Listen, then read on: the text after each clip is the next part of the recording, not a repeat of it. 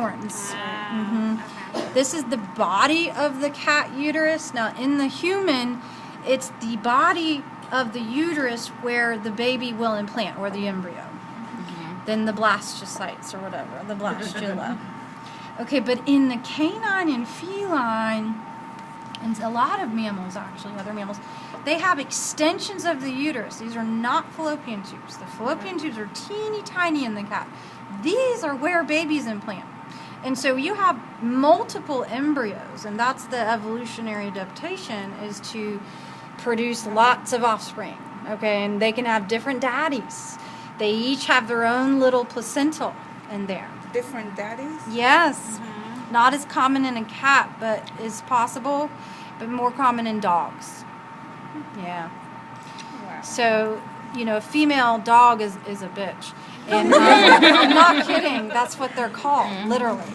They roam around, and that's where the names come from. They roam around and just get knocked up by multiple males. So, Professor, so it's primates, or is it just? I'm guessing it's primates that have the children in the. Yes, and there's a name for it.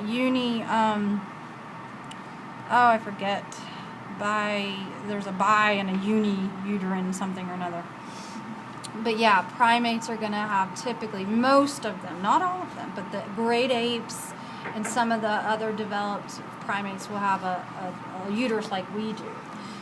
Just a centralized body and then fallopian tubes. So you need to see that on the models because it's a little different here. So I wouldn't even ask you about fallopian tubes here because they're so teeny tiny and digesting.